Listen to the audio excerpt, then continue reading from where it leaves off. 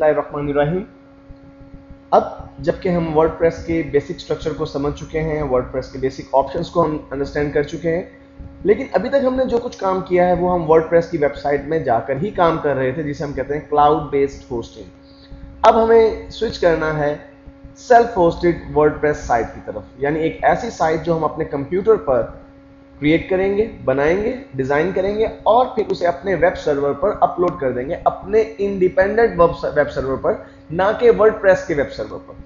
अभी तक हमने देखा कि जो हम ब्लॉग या साइट बना रहे थे वो वर्डप्रेस की साइट के अंदर ही क्रिएट हो रही थी।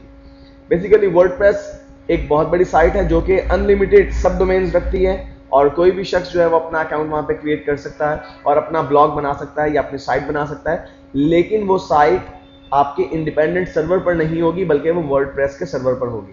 और जब आप क्लाउड बेस्ड होस्टिंग इस्तेमाल कर रहे होते हैं तो बहुत सारे ऑप्शंस ऐसे हैं जिन्हें आप अवेल नहीं कर सकते, और ऑप्शंस को अवेल करने के लिए आपको अपनी सेल्फ होस्टेड साइट क्रिएट करना पड़ती है।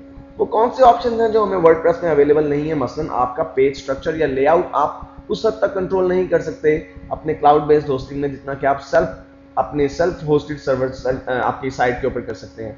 दूसरी बात, आपके पास जो टेम्पलेट्स हैं या जो विजेट्स हैं उनका कंट्रोल बड़ा लिमिटेड सा है जब आप क्लाउड बेस्ड होस्टिंग इस्तेमाल कर रहे होते हैं, लेकिन आप यही जब अपनी सेल्फ होस्टेड साइट बनाते हैं तो उसमें आप बहुत ज़्यादा कंट्रोल जो है वो हासिल कर सकते हैं। अब हम चूंकि सेल्फ होस्टेड साइट की तरफ बढ़ रहे हैं तो हम देखते हैं कि हमें क्या क्या चीज़ें दरकार हैं अपनी सेल्फ होस्टेड साइट क्रिएट करने के लिए। सबसे पहले तो हमें एक ऐसा वेब सर्वर चाहिए जिसपे PHP 5 और MySQL जो है वो सपोर्ट करता हो। आजकल जितने भी वेब सर्विसेज प्रोवाइड की जा रही हैं, यानी जो भी लोग वेब स्पेस सेल कर रहे हैं, उनमें मोस्टली PHP 5 और MySQL जो है वो सपोर्टिंग का ऑप्शन मौजूद होता है। दूसरी चीज़ जो हमें चाहिए वो है वर्डप्रेस का लेटेस्ट जो सॉफ्टवेयर है जिसे हम डाउनलोड कर सकते हैं www.wordpress.org से। तीसरी चीज़, हमें एक कोड एडिटर चाहिए जैसे कि नोटपैड++। एक फ्री सॉफ्टवेयर जो कि आप इंटरनेट से फ्रीली डाउनलोड कर सकते हैं। और चौथी चीज़ जो है वो FTP क्लाइंट है। जाहिर सी बात, जब आप अपनी वेबसाइट को क्रिएट कर लेंगे तो आपको उसे अपलोड भी करना है, और अपलोड करने के लिए आपको एक फाइल ट्रांसफर प्रोटोकॉल क्लाइंट की ज़रूरत होगी जिसकी मदद से आप अपनी साइट को अपने सर्वर पर अपलोड करेंगे। ये तमाम रिक्वायरमेंट्स तो बेसिकली उस वक्त की हैं जब हम अपनी वेबसाइट को क्रिएट कर लेंगे और अपडेट कर देंगे, लेकिन जब हमें अपने पर्सनल कंप्यूटर पर अपनी वेबसाइट बनानी है लोकल टेस्टिंग एनवायरनमेंट के लिए, हमें क्या चीज़ें दरकार होंगी?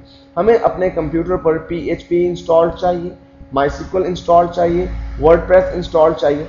और अगर आपको ये सब चीज़ें इंस्टॉल करनी है तो बजाय ये कि आप इंडिपेंडेंटली एक एक चीज़ को इंस्टॉल करें, आप www.bitnami.org से बिटनामी नाम का एक सॉफ्टवेयर डाउनलोड करेंगे। बेसिकली ये एक पैकेज है जिसमें PHP, MySQL और वर्डप्रेस तीनों चीज़ें शामिल हैं। हम जस्ट इसे डाउनलोड करके इंस्टॉल कर लेंगे और हमें मजीद किसी किस्म की ज़रूरत नहीं होगी किसी और सॉफ्टवेयर की। तो शायद आप लोगों के ज़हन में ये सवाल उठ रहा हो कि हमें PHP, MySQL और वर्डप्रेस की अपने कंप्यूटर पर इंस्टॉल करने की क्या ज़रूरत है? बेसिकली वर्डप्रेस में बनने वाली साइट जो है वो वेब सर्वर्स के ऊपर ही जो है वो चल सकती है। हमें अपने कंप्यूटर को वो एनवायरनमेंट देना है जो कि वेब सर्वर्स का एनवायरनमेंट होता है, और वेब सर्वर्स का एनवायरनमेंट देने के लिए हमें ये तमाम एप्लीकेशन इंस्टॉल करना ज़रूरी है। अपनी नेक्स्ट वीडियो में हम देखेंगे कि हम किस तरह से बिटनामी को इंस्टॉल करेंगे और कॉन्फ़िगर करेंगे अपने कंप्यूटर पर।